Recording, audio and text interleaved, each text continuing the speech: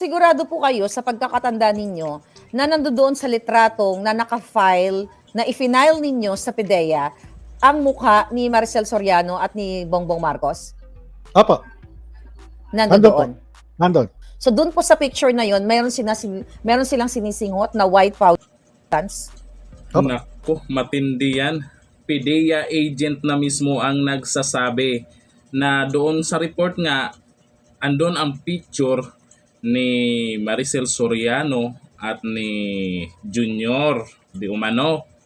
Nako, mayroon pa namang Senate hearing na yan sa Senado at itong PIDEA agent na to ay sisipot doon. At andyan, hawak nila lahat ng dokumento na nagpapatunay na noon pa naman daw sa panahon ni Aquino na totoo talagang uhulihin na sana itong si Junior. Kaso nga lang, yun nga, dahil doon sa may mga humarang, kaya hindi natuloy.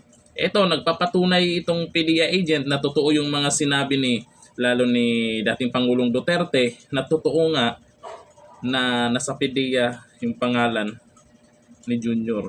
Nako, magbulag-bulagan pa rin ba tayo? Ha? Kung totoo man talaga yan, ito naman malapit talaga sa katotohanan. Kaya lang naman sabihin nyo, AI yung PIDEA agent na yan. Malapit na sa katotohanan at malamang baka totoo. Marami pa rin nagbulag-bulagan eh. Paano nga kung totoo? Siyempre, magtitiwala pa rin kayo sa mga desisyon.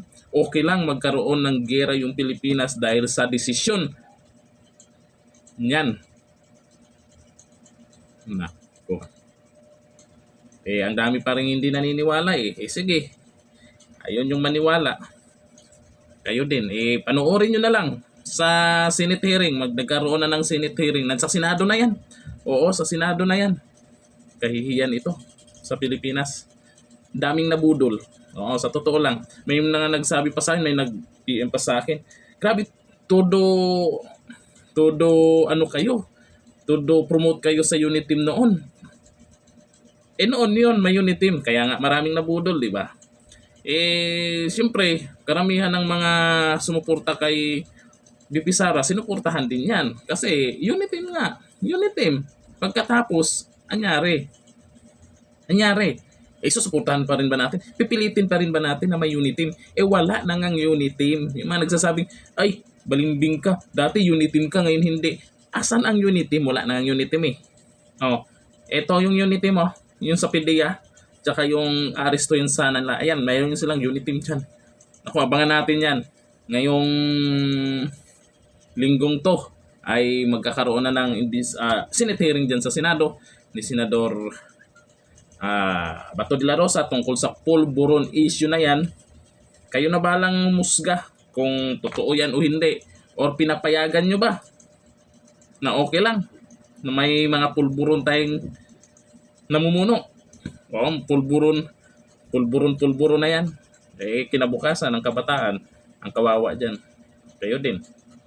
Sa inyo naman yan. Kung ayaw nyong maniwala, kitang-kita naman yan. Dati, sasabihin nyo hindi totoo yan. Ito ngayon.